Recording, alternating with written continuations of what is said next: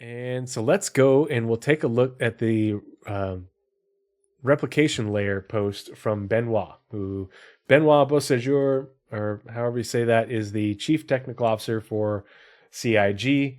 And he was like the COO or the CEO of Turbulent Games, like one of the head execs or Turbulent Studio. So goes by Balt CIG. Do you want to read that? Since I just did this, sure. While you're reading through that, I'm gonna go get some more water. I'll be right back. Oh, that's a PT update. Clicked on the wrong Another one? Yeah. Like just now? Yeah. Well, I don't know when it hit. I just clicked the wrong thing and it was there. I lost the page. Oh wait, I know where it is. It's over there, and over. North End Trooper, I didn't buy more ice cream. I'm out of ice cream. So yes, very sad. We just got ice cream. I'm so happy. Alrighty, date. Yes, Spectrum, you can send me things, but I'm not even like planning it out. Hi everyone! Star Citizen Alpha 3.21 update. Star Citizen Alpha 3.21 has been released to the PTU. The primary reason for the nomenclature change from 3.20.1 to 3.21 is to signify Star Citizen approaching the last major milestone, in its online networking technology. During the 3.21 patch cycle, we will introduce a new testing channel aimed at graduating new underlying technology. This new channel allows the dev teams to get players on a version of the game that matches the current live release in both content and features, but that introduces large tech changes that must be validated, graduated, and ultimately mission proven before making their way to the live release. The first project to enter this new technology preview channel is the Replication layer, which is a core network part of the server meshing infrastructure. In this update, the game's networking replication and state are separated from the game server into its own service. Game clients are connected to the new service, and game servers itself become the client with authority on the replication layer. The replication moving off the game server, the team is hoping to begin testing server recovery without disconnecting game clients from the universe state on the given shard. In short, this is the next step towards testing components of server meshing after deploying PES, or Persistent Entity Streaming, earlier this year. For the time being, the game server will only be managing the stand system, so you won't notice much of a change in your experience. However, this is a critically important step as we progress towards Alpha 4.0 and beyond. We'll share more information about 3.21 in our upcoming roadmap update next week. And you can look ahead to CitizenCon for more information about the preview channel and how it will play a vital role in further bringing our shared universe to life. Our shard universe to life.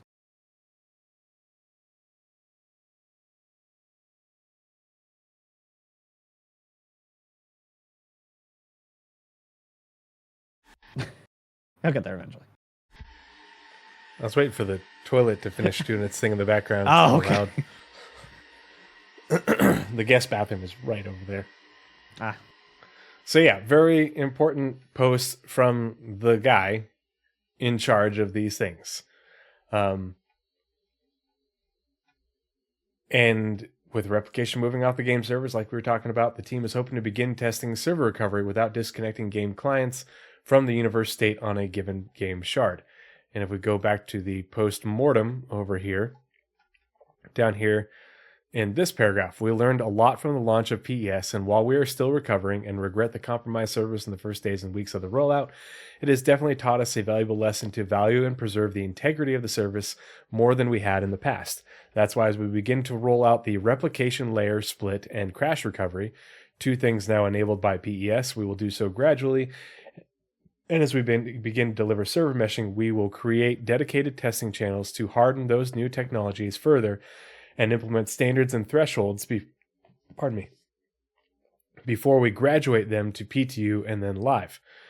You'll start to see the ramifications of that later in the year and hear more from us later about our new approach to deploying potentially disruptive and game-changing new tech to the game service. But it comes down to us truly committing to preserving the experience for the hundreds of thousands, if not millions, who now play Star Citizen as a live service game, albeit an alpha still in development. And so this is where Oh, go ahead. Sorry. And for those who... And this is one of the times, not really reading between the lines, but understanding what he's actually talking about is... I don't know who... Whatever they're talking about, I don't know who wrote it. Is they are... No. They did not say Star Citizen is a live service. They said people who play it like it is a live service. There's a specific difference there. There was a leaked internal email from Aaron Roberts that said, hey, Starfield's great. We love Starfield. But we need to shut up and build a game that people are willing to play when they realize they want to play Starfield with friends. Because that's what Star Citizen can be for them. So they want that there's been an entire shift within the company to get Star Citizen to, one, be averagely playable, to get mostly big bugs out, and to retain the sacredity, the performance in the live build. And that's exactly what he's saying right there, is they want to make sure, they want to pull testing away from the main live alpha into these testing channels. So PTU, Evocati, and now this new testing technology channel.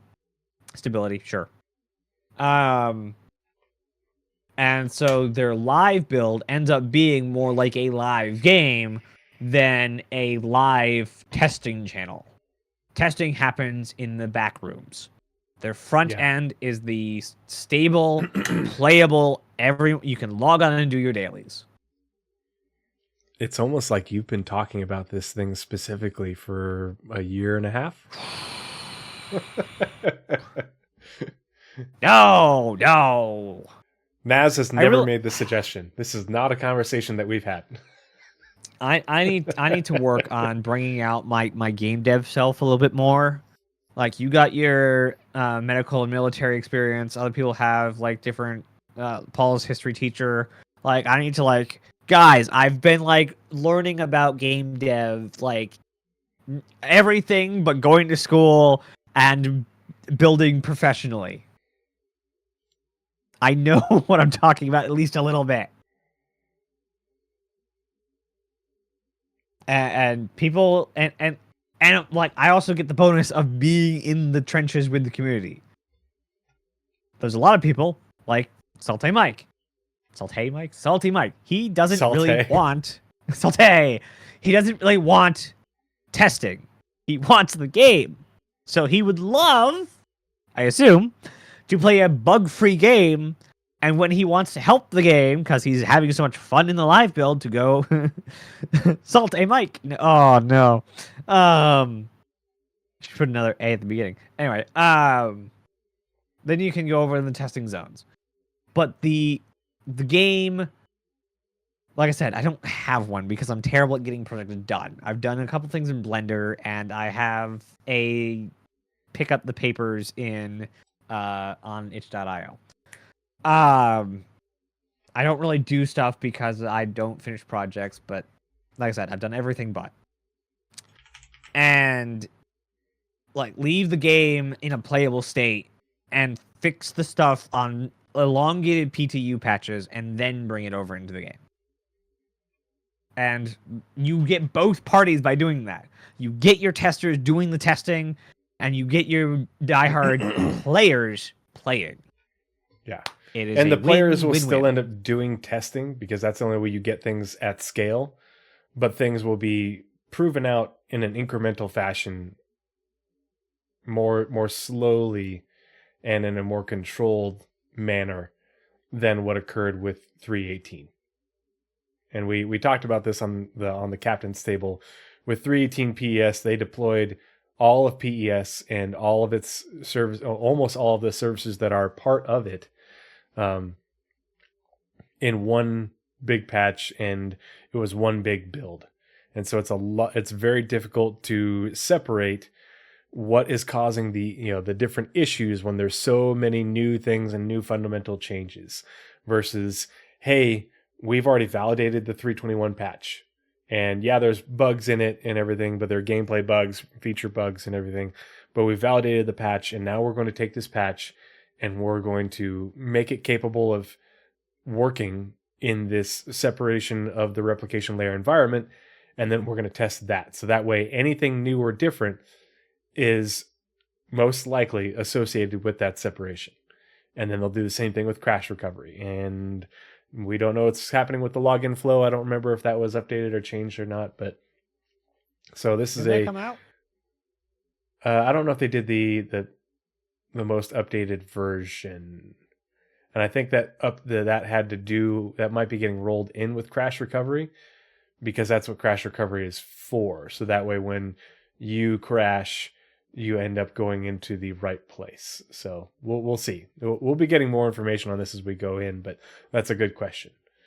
And I forget why I had this. Oh yeah, I had this letter from the chairman up because of this image. This is the image from the May of 2022 letter from the chairman. Here's the blown up version. Sorry, it's really bright and white, but like me. Yeah. So PES launched, and then after that, splitting the DGS node, the server from the replication layer, and then we're going to need crash recovery in between here, and then we get to the tech preview of server meshing. And this is why when we were on Captain's Table, I was like, I think we're probably going to see a tech preview, and it's not going to be 4.0. It's going to be, this is the testing channel for server meshing, and it's on the 322 patch. And 322 has been validated. Crash recovery works. The separation of the replication layer works. And we have these features in, and we know these are the known issues. And now we're going to test server meshing and splitting the server meshing prototype on Stanton in the 322 patch in the testing channel. And that's the server meshing tech preview, and us testing that. And then once server meshing is validated, graduated, and all that stuff is when 4.0 will release. That's why I have that timeline. And this is why I have that timeline in my head that we talked about on Captain's Table of, this is, who knows how long this testing channel stuff will go.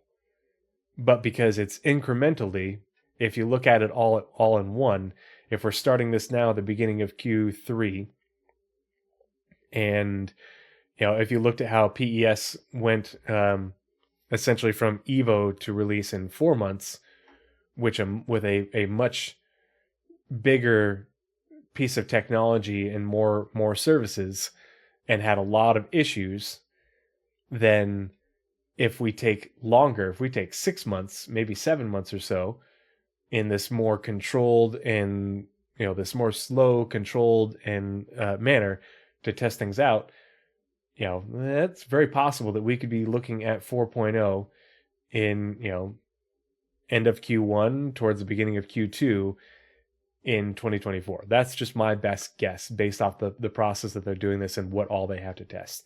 Citizen Scott, Captain's Table is the podcast with Astropub. Nazeris and I were on that. Literally, we wrapped up right before we finished this podcast.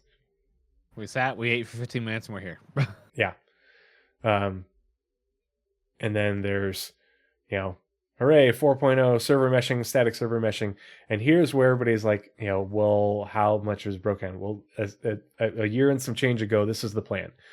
The server mesh release is 4.0. This will be a static mesh of one single replication layer hybrid service, which is what it is, what it's going to be here in another month or so once they get the replication layer separated, attached to 4 DGS nodes, which is the dedicated game server nodes to simulate Stanton and Pyro. And so essentially 2 for each, probably. And they'll probably just split the system in half. How they go about where they draw that line, we don't know. But I like Paul's idea of using the Air and Halo. You've got 2 planets out and 2 planets in. So who knows how they'll do it for Pyro. But if you look at the unofficial road to dynamic server meshing, this is a great resource. Everything in here has a description if you click on it, and there's a crap ton of citations. It's just all the information you could ever want to know about server meshing, PES, and all the prerequisite technologies that have been developed over the years. This is it. So here's the hybrid service. This is the replication layer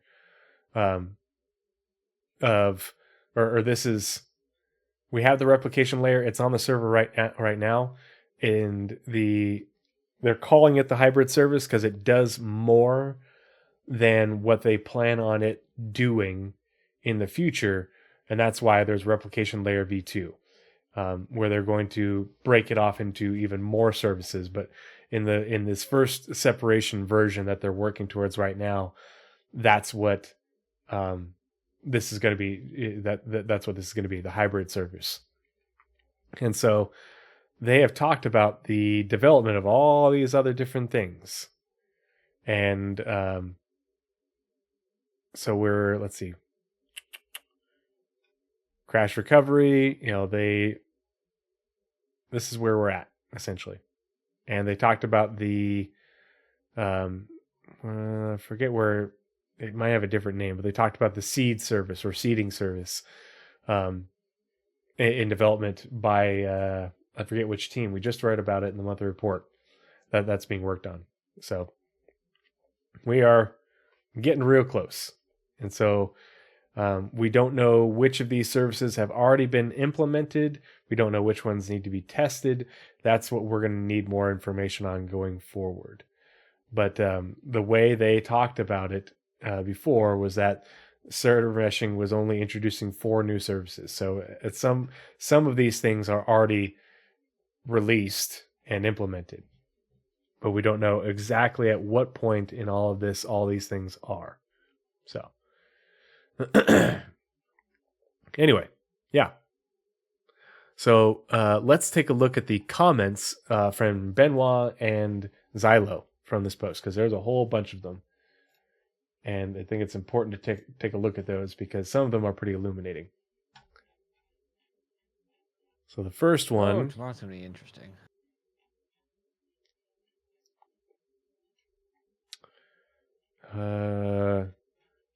We already talked about these things. This was in the postmortem.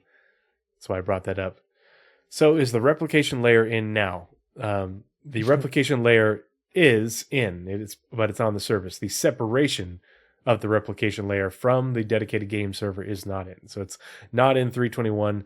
Build that just released at PTU. The replication layer work will come separately on the preview channel, which will run in parallel. And when we feel it's ready, we'll migrate over to the servers in a 321.x patch.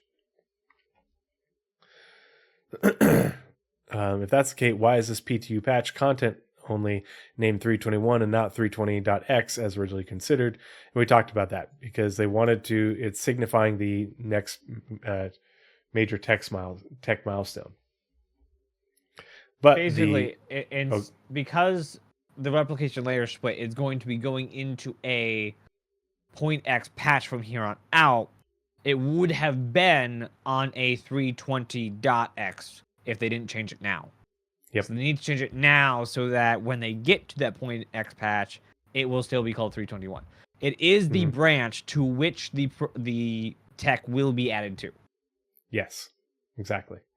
The important part from this comment that I think a lot of people will also be interested in addition, there's more great content features coming to the 321 patch, which we'll share more on in the upcoming Roadmap Roundup and Patch Watch posts.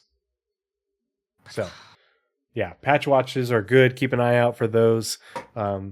Those show off like the little hidden quality of life things that didn't get a tile on the release view, but are being included in the patch. So what we got in the Roadmap Roundup right now, maybe we'll get some more added right in the Roadmap Roundup right before CitizenCon. But then also keep an eye out for the patch watches, which should be coming out probably in the next week or so.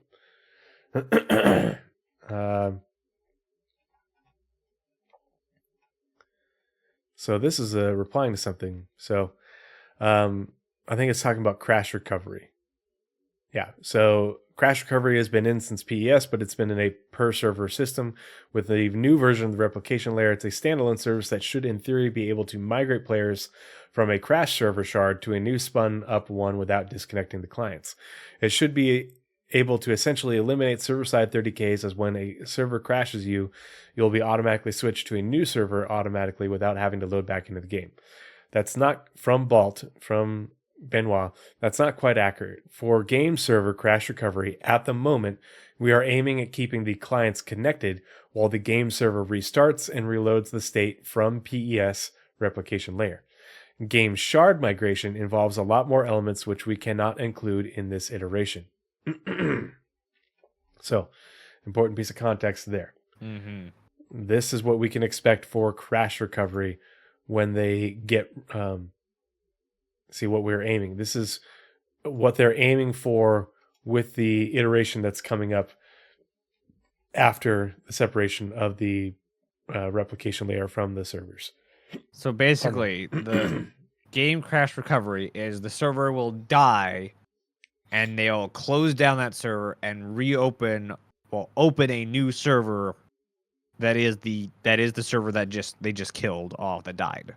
Mm-hmm. So it crashes, they then kill it and bring it back. Yeah, you'll essentially stay connected. Yeah, now you pause. You get this like in between worlds like pause as the game tries to remember what it was doing. Yeah, it's not. See, he says your migrate players from a crash server shard. Shard migration is something different. This is just you're going to stay on the same shard, and they're going to spin up a new server while you remain connected. They'll probably put in a UI saying, "Hey, your server died. We'll be right back." Yeah, because it's going to take a second for them to kind of like go in, end task, and start the startup sequence again until it actually comes back. Yep. Shard migration is going to be, and you're back. Yep. Yeah, shard migration is essentially what happens when, a different server in that mesh takes over entity responsibility, entity authority, so that there is essentially almost no transition, seconds. Let's go down here. So if I understand the system correctly, then this separation should take a lot of load off the servers and open up a fair amount of resources on them. I know you have said we wouldn't see much difference. However, with this update, are we likely to see improvements in server-side systems such as AI, item and inventory handling, and maybe some improvements to desync issues if the servers achieve the target frame rates you guys have? Or will all that need meshing? Any info on what you guys are hoping this tech will improve would be nice to hear about. And Benoit says, we are expecting performance game on the game server, since the game server itself will no longer have to fan out messages. So essentially, it's no longer having to execute these things on the server. So that's processing power the server gets back. These commands to connected clients and manage the replication state itself. This is the replication layer's job. Running on tech preview with real player behaviors will allow us to quantify this gain, as well as identify areas of code that might prevent us from having a gain, which will need to be addressed before we graduate the replication layer separation for live. So essentially what they're saying is they expect there to be benefits and expect there to be performance improvements, and they're not going to release it to live until they get them. Let's see. So, this is just about the things moving over. Hey, Zylo, just to clarify, the replication layer and technology preview channel will be enabled after 321 goes live, or can it be like a simultaneous thing? Goes live via testing. We'll share more information at our plans in the weeks ahead, starting with adding the 321 to the public roadmap Wednesday, and that's when they told us that they're going to start this testing channel after 321 goes live, not before. So we're not going to see it until after CitizenCon. Awesome. As long as it doesn't introduce new bugs and make us not play a certain part of the game, i.e. $500 Hull C, we are thrilled. That's the beauty of the Technology Preview channel. New underlying technology, which can be disruptive when first introduced, can be isolated in this space for proper testing until ready. The primary goal here is to better preserve the experience on the live servers. And I think this is the last one. Someone said, serious response. Exciting that they're finally actually moving toward meshing. Bitter, cynical response. I'm sure it has nothing to do with 320 imploding all over itself. It was just a couple days of issues, and this is the first, this is the first this is the first new branch since the 318 branch. So there was no expecting it to be perfect. And the fact that 320 launched as smoothly as it did compared to 318 and then 319, which were on the same branch, is impressive. That's a big milestone. Congratulations, everybody. They made lots of changes and lots of improvements. Both of those things happened in my brain at the same time. And then somebody replied, 320 didn't implode. It was mostly fine for the majority, except for some lost in-game ships. But if you played long enough, you'll know how unimportant that is, considering how easy it is to accumulate insane AUAC. And most of the stuff was back in a couple days. Yeah, it was just a hiccup that lasted for a couple days, and it was only for some people, and they found the issue and they addressed it. Problem solved. Compared to 318, 318.1, 318.2, 319, it wasn't until 319.1 that things really started to smooth out. And sure. Benoit says the database systems issues we experienced on the first days of the 320 launch are separate from the replication layer work, the separation of it.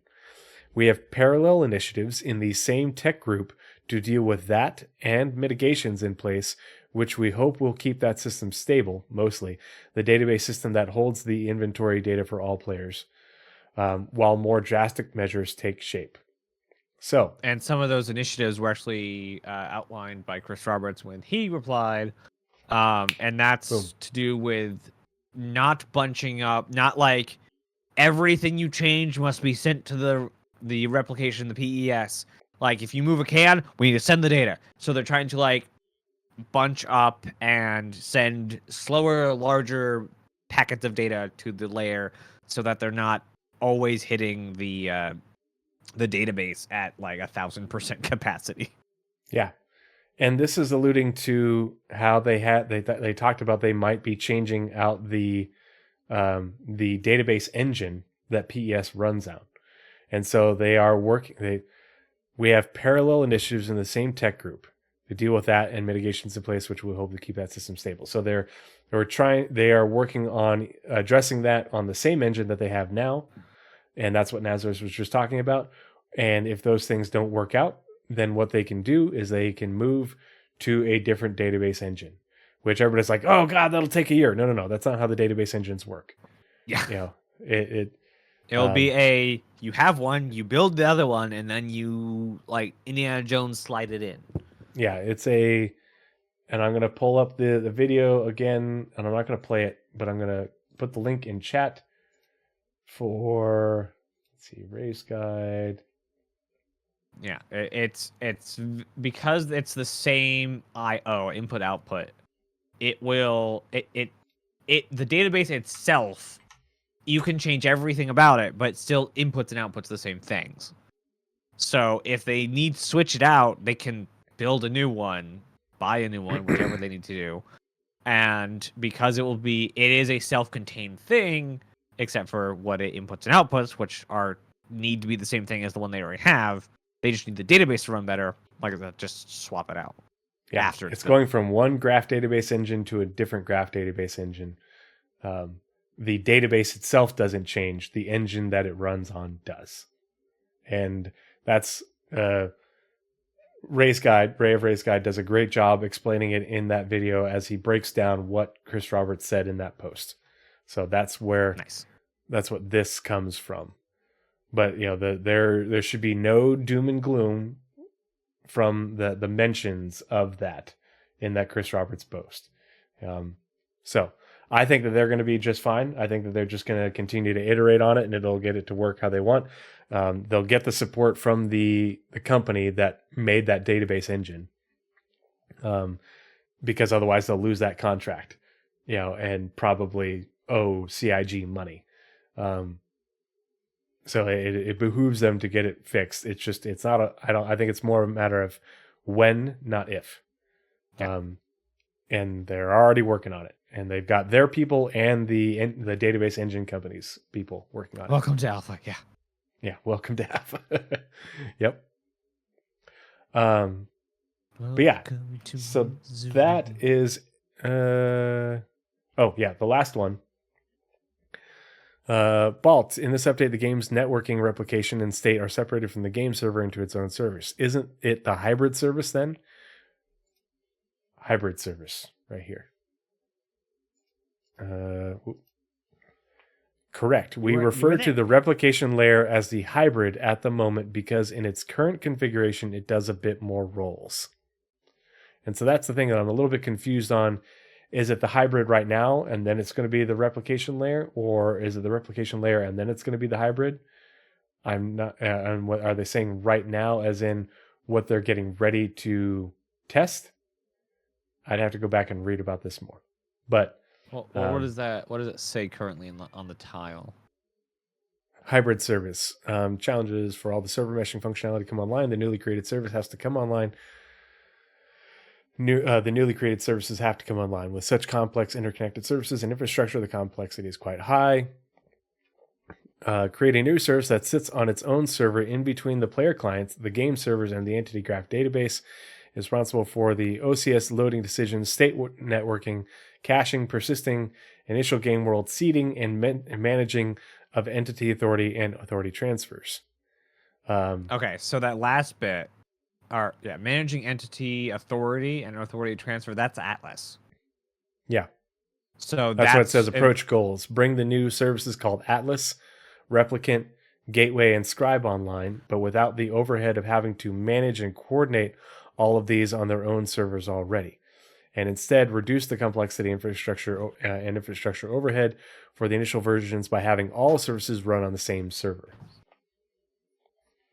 So I think sounds like we currently have the hybrid, and we'll be transitioning off the hybrid into a replication layer only. Mm-hmm. And so I think Unobtainium's going to need to swap these two out. Yeah, I think so too. Or update the description. We found out a new thing. Yeah.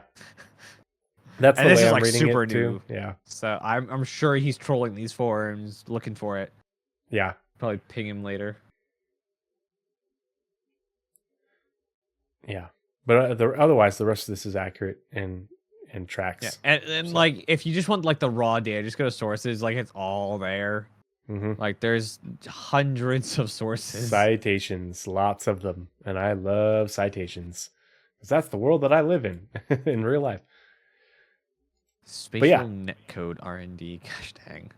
Yeah, that is it for the comments section of that post. But we both thought it would be really... it would help a lot to cover this post and the comments within it to help provide some clarity as to what's going on in context with the Roadmap Roundup and what CR said, which we covered in the last podcast. So it all comes together, It's all, It's all one, man. It's all one thing, man.